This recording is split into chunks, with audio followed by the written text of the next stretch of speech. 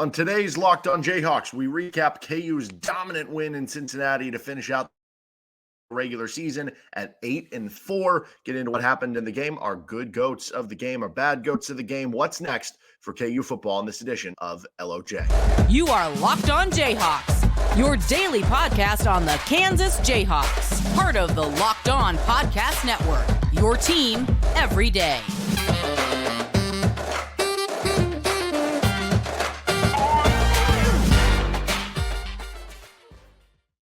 I'm Derek Johnson. You can hear me as well, Monday through Friday from 3 to 6 p.m. on KLWN in Lawrence with Rock Chalk Sports Talk. Thanks for making Locked On Jayhawks your first listen every day. We are free and available anywhere you get your podcast. You can find us on our YouTube page too. And the regular season has officially concluded for KU football. What a fun season it was, and how fast did it go? Obviously, they'll have another one coming up with the bowl game, but we're going to recap the Cincinnati game on today's edition of the show. We're going to get into what's next for KU to kind of finish things up. First off, this edition of the show is brought to you by Gametime. Download the Gametime app, create an account, and use code LOCKEDONCollege for $20 off your first purchase with Gametime. So KU football wins 49-16. It's kind of funny because the way it started, you had kind of a bit of a slow start. It was 3-0 Cincinnati. You did a good job holding them to a long field goal on the first drive after they moved the ball pretty well for the first, a couple series of downs. And then you end up moving the ball well, but you punt the ball away. And, it just felt like, okay, this might be a slow start. And that was kind of the question leading into the week. Like on paper, KU was the better team, had more talent. I think we saw that bear itself out. But you just wondered if, because naturally it'd be the human emotion to be like, oh, man, that's such a downer the way they lost K-State. And you lose your rivalry game. And now it's like, what are we really playing for here? This doesn't change. If you're going to the Big 12 championship, it doesn't change, this or that. And it was like, okay, is that going to be part of the storyline? Well, it turns out it wasn't. It was just kind of a bit of a slow start, but it felt like to me the Cobee Bryant interception, the one-handed interception, that kind of kick-started things for KU and where they were going. And, looking back, it's almost silly to be like, it's kind of a slow start because it didn't matter. They won 49-16. It's also funny looking back after Cincinnati scored the touchdown. And, Lance Leipold was dejected with the refs that they gave him the 2-point conversion, ended up being able to get it reviewed, and it was overturned, so the 2-point conversion didn't count. At the point it was 28-18 or then eventually 28-16. It was like, okay, feels like Kansas is kind of in control here, but it's still kind of a close game. And just looking back, it was 49-16. Like it wasn't really even something that you really had to sweat down the stretch. So just dominant outing all around for KU football. Basically everything worked for Kansas in this game. That's always a good sign when you have one of those types of games. And you ran for over 300 yards game. It was everyone. Jason Bean was running. Devin Neal was running. It felt like Cincinnati was really putting numbers forward the first couple of drives to try to stop the run. And then eventually Kansas figured out like, hey, we're getting whatever we want in the passing game. Jason Bean goes 10 for 10 at the half. And then Cincinnati all of a sudden maybe has to defend it differently, and you have a lot more success running the football in the second half. So Devin Neal goes off. Dylan McDuffie goes off, right? Like you have contributions from Savion Morrison and Daniel Highshaw and some of these guys. But it was awesome to see Jason Bean return to get back into the starting lineup. Cool to see him stay healthy through the full game. And then obviously they bring in Ben Easters at the end so that they were able to preserve Cole Ballard's red shirt. That was cool. But Jason Bean was majestic in this game. 10 for 10 in the first half. He was 2 completions away from moving into, I guess, tied second all time, and 4 completions in a row away from, tying Todd Reesing's record of most consecutive completions without an incompletion in a football game. Reesing had 14 straight in the 2008 Insight Bowl. He was dominant in the air. He was dominant on the ground. And, it feels like, obviously Jason Bean had some big time moments throughout his career. He got KU Bowl eligible last year in the win over Oklahoma State. He had some big games and big moments and big plays. And obviously the 4th down conversion to Lawrence Arnold is going to be the one that I think is really going to go down in KU history and the play that you really remember. But ever since that, I guess that throw moving forward, I can't help but think it has raised his level of confidence and play to another level. He's been a good quarterback. Like this dude goes down as a top 10 quarterback in KU football history, right? Like you have your kind of untouchable guys at the top, right? With your John Hadels and your Todd Reesings and your David James, guys who were Heisman finalists at one point throughout their career and stuff, right?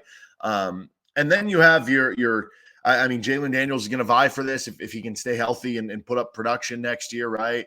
Carter Stanley's one season was really good. His final season at KU, you wish you would have had, 4 years with Carter Stanley, of Brent Dearman and those receivers to kind of unlock some of that. You've got, some of your guys in the early 2000s, your Mark Williams of the world, right? Like, there are a lot of guys who go up there. Jason Bean is a top 10 quarterback in KU football history. And the way he has played, like I said, since the Oklahoma game, think about it. You could argue the Iowa State game, given the road circumstances, the defense you were playing against, was the best game he's played. Certainly it's up there. The Oklahoma State game last year, or maybe even this game.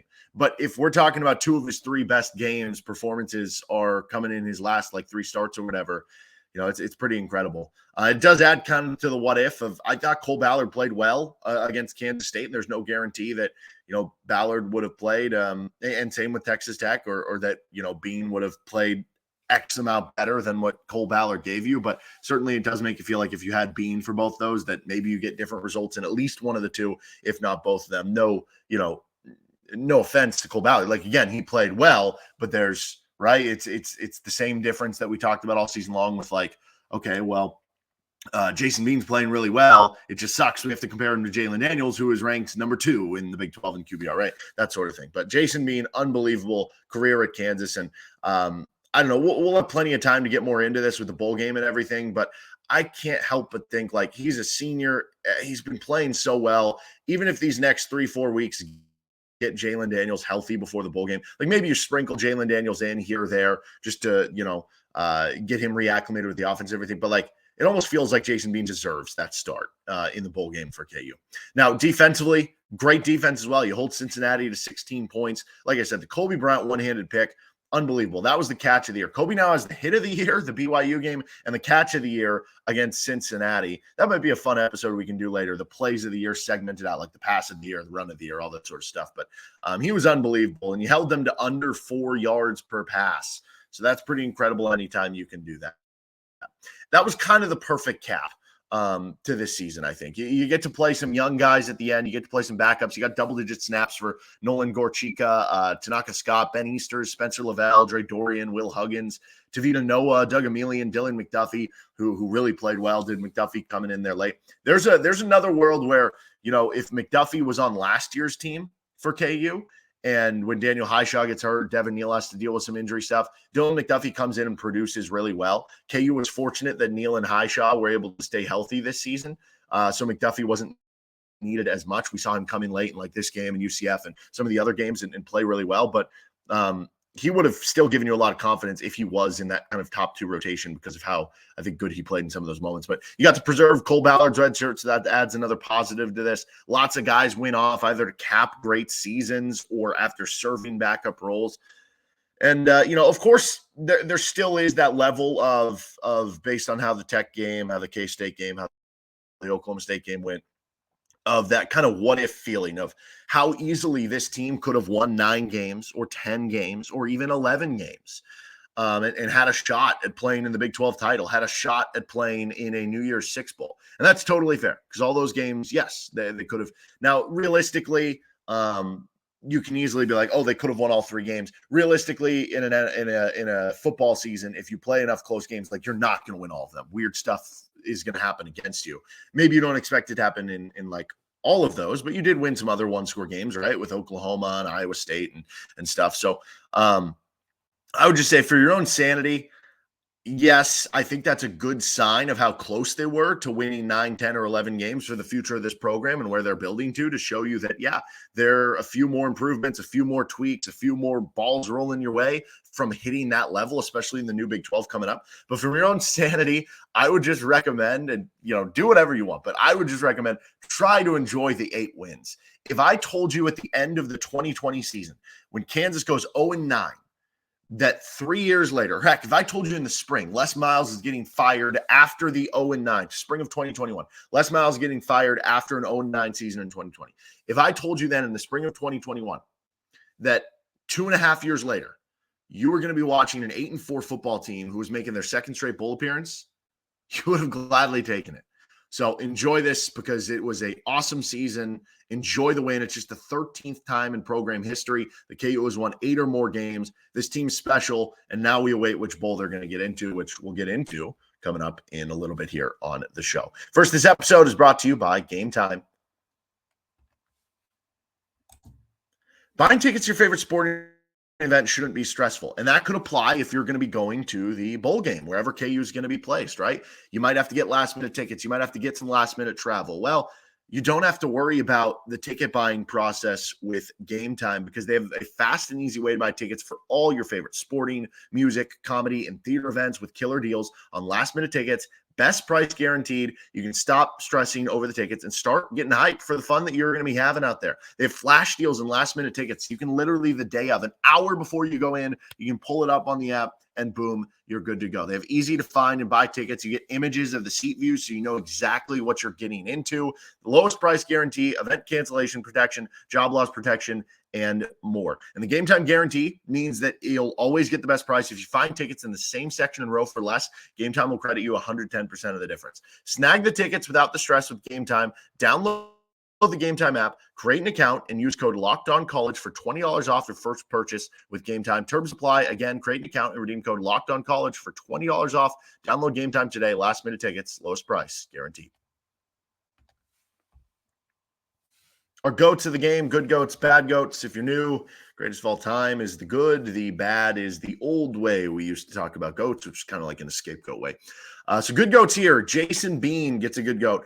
13 of 17 for 250 yards, 14.7 yards per attempt for Jason Bean, which is incredible. Like KU was third in the Big 12 coming in at like 9.1, something like that. And first in the Big 12 wasn't far behind. It was like OU or UCF. They were around 9.5. 14.7 is ridiculous. 2 touchdowns, 0 interceptions, and he had 4 carries for 90 yards and 2 touchdowns. I think if you were talking about Jason Bean's best games in a KU uniform, the Iowa State one probably is still number one for me, just because when you look at the level of competition and some of the clutch throws and tight window throws that he made, Oklahoma State would probably 2 from last year that got you bowl eligible. This one might be 3. It's an unbelievable performance. Now, Cincinnati's not a great team, so maybe that would be why it's below Oklahoma State and Iowa State. But like from a production level, this is up there with any of them. He had a 95 passing grade on Pro Football Focus. Unbelievable. He was just hitting everything downfield. He was running when he needed to. The speed is ridiculous. The first long rushing touchdown he had on the speed option, it almost, if you go back and watch it, it looks like the safety or the DB for Cincinnati is like, okay, I got this angle. And then he just gets blown by. Like, he probably didn't realize how fast Jason Bean was in the open field. So unbelievable cap off to the season for Jason Bean. And he has earned so many supporters and respect with how, this last year has gone for him. You look at the end of the Liberty Bowl, things didn't go great after he did so much for you to get you bowl eligible and keep you in a lot of games when Jalen Daniels is hurt. And then he thought about stepping away, decides to come back. I'd love to hear the full story of how that all went, that process. And man, was KU the better for it. Man, was KU lucky for it. Because if you don't have Jason Bean, again, Cole Ballard played really well in a lot of moments this year, but Jason Bean was excellent this season. And, I thought in the preseason, I thought to win 8 or 9 games, I definitely thought they could, but I thought it was going to take Jalen Daniels for those 8 to 9 wins. I thought with Jason Bean, they were closer to a, 5 to 7 win team. And I was very wrong on that because Jason Bean, good enough to win 8 or 9 games, which you clearly saw here with them winning 8. And who knows if he's healthy for the K-State and the Tech games, maybe they were even good enough to win 10 games. He was excellent and, awesome stuff for him. Really cool to see. Devin Neal gets a good goat here. 10 carries for 106 yards, over 10 yards per carry, 2 touchdowns. Can we revote or whoever does the Doak Walker semifinalist list for the running backs? That was really stupid. He wasn't on it. It's even more stupid now. He also had an 84 pass blocking grade. He only had 3 pass block snaps, but 84 pass, he did good in pass block as well. So Devin Neal, really good. He continues to stay really good at football. You know who else stays really good at football? Cobee Bryant. He had a 91 Pro Football Focus grade that led all KU players against Cincinnati. He was 3 for 3 on tackles, so secure tackling on the outside. the coverage stuff is just stupid at this point. 2 targets, 0 yards, 0 catches, and he had the 1 interception, which was just, I mean, I don't know how he caught he one-handed, just kind of reversed one-handed catch. Like I said, that kind of felt like the play that completely changed any momentum or really lit the fire and sparked things for KU. And you look at over the back half of the season, the last 6 games, Cobee Bryant only targeted 15 times, only gave up 6 catches. He had, the interception there. The NFL passer rating against was extremely low.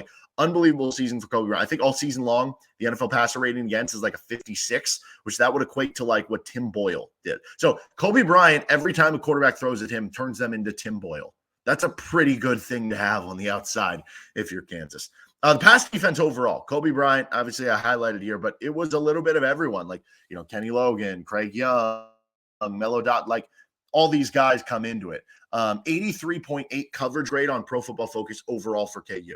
And having that duo of Cobee Bryant and Mello Dotson, Mello almost had another pick 6 in this game, which is pretty crazy, the run he's kind of been on there. But Mello's been unbelievable too. And the combination of all these guys, the safeties, Burrows, Grant, Logan, right? 83.8 coverage grade.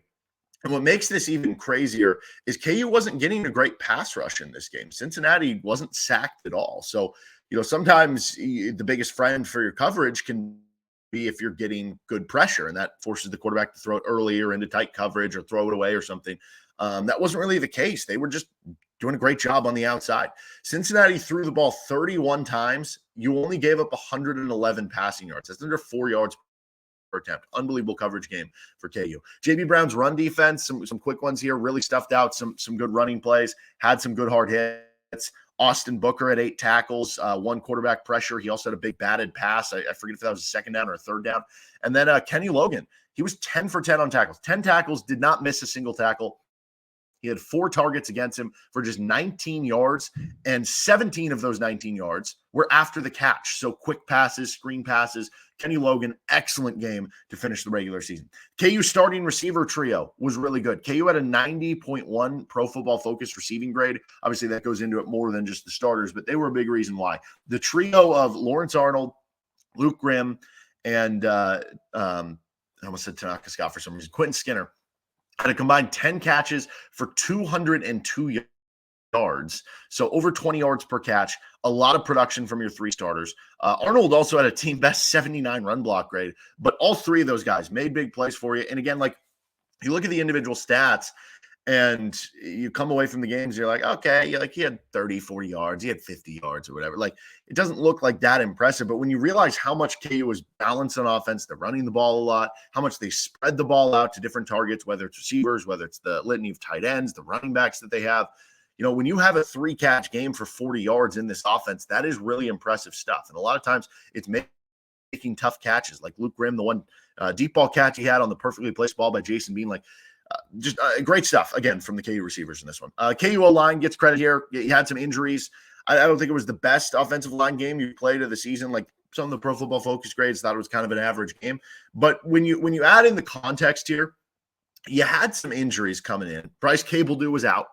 You had Armaj Reed-Adams playing at right tackle starting. You had some players that even if they were playing through stuff. Like Mike Nowitzki has been playing through injuries all season long. And credit to him, he's been a warrior kind of dealing with some of that stuff. And there are other players on the offensive line who have been dealing with stuff. You allowed 0 sacks in the game, only 4 tackles for loss against. That's not a big number or anything like that. And this was a really good Cincinnati defensive line. Dante Corleone, one of the best interior D linemen in the conference and in the country.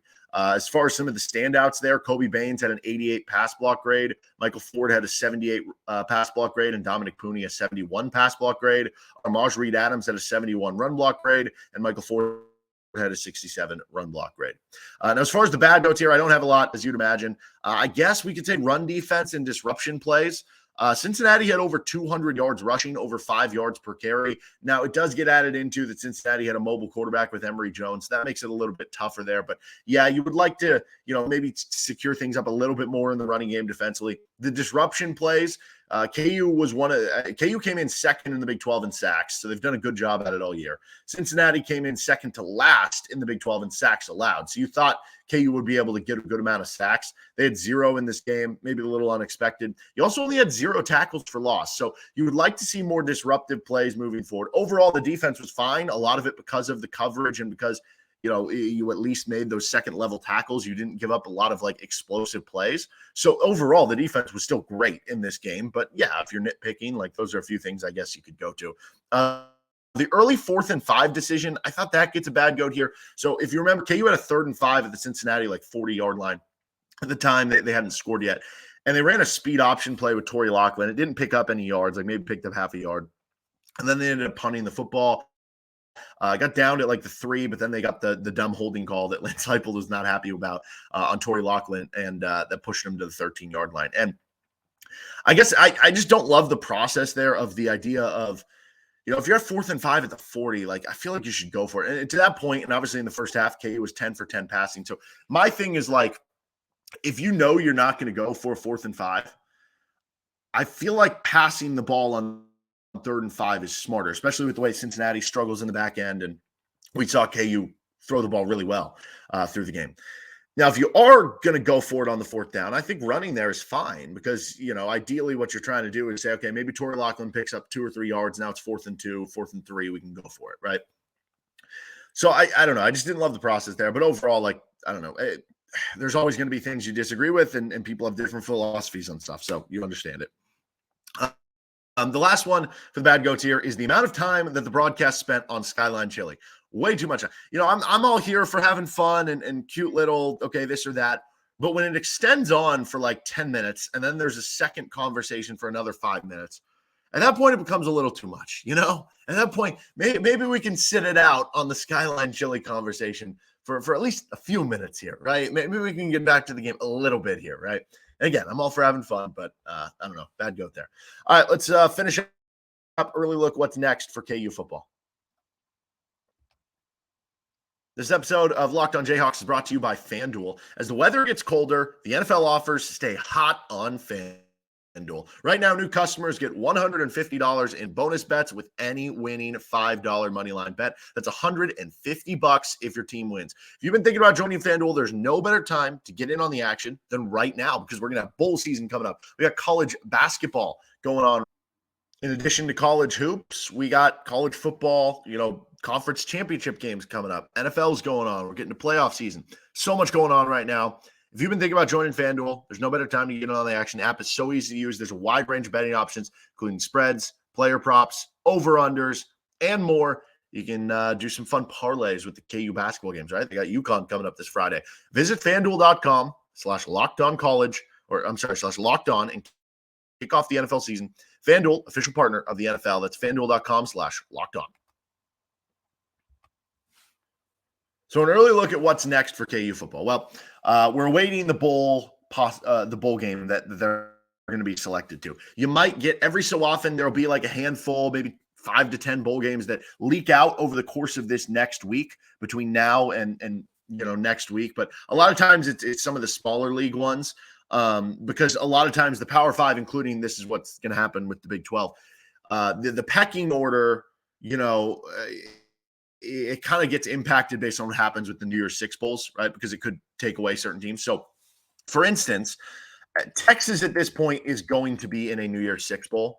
So they're not going to be right because, even if they lose the Big 12 title game, like it's hard for me to imagine at 11-2 that they would not be in the top, 11-12 or something like that. Well, the interesting one is Oklahoma. They're ranked 13th in the college football playoff rankings. Ole Miss won this week. Penn State won this week, but Louisville lost. So I think Oklahoma will jump Louisville. And assuming Louisville loses to Florida State. Now, if Louisville beats Florida State, they'll probably jump back in front of Oklahoma. But that could move Oklahoma to 12th. Outside of that, I don't know who they jump. So it's going to be very close if they make a New Year's Six or not. If they do, that would probably force the Alamo that then they're taking Oklahoma State.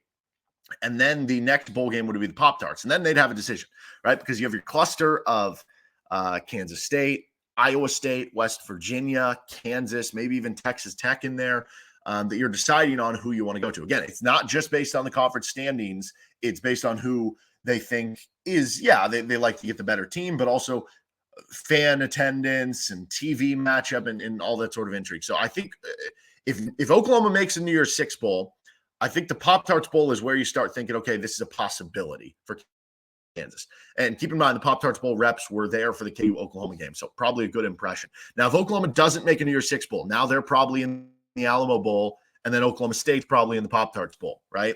Or even vice versa. But then at that point, things probably start starting in the conversation of the Texas Bowl.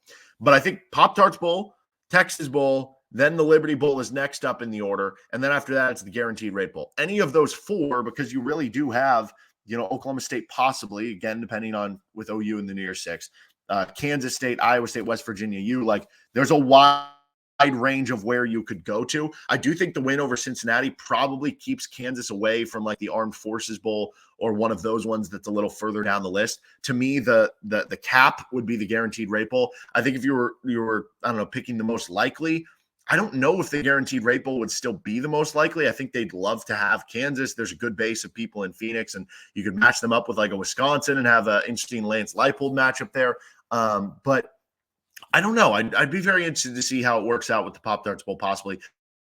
I think the Texas Bowl could be a real possibility too, which not a huge Houston fan, but there is a good amount of KU alumni like in the Dallas area, so you probably would get a good attendance there, and certainly not going to balk too much at some of the bowl games, but I'm most rooting for the Pop-Tarts Bowl. It's the best bowl you could be in, so you can get a good matchup, play a good team and everything, but there's something about if I could get some Kansas gear that has Pop-Tarts on it that I would just absolutely love. All right, that'll do it for this episode of Locked On Jayhawks. We'll be back at it for a end of the regular season KU football takeaway show. We'll get into some KU basketball with Eastern Illinois and UConn content throughout the week as well. You can find our show anywhere you get any of your podcasts, or like and subscribe on our YouTube page. We'll see you next time with Locked On Jayhawks.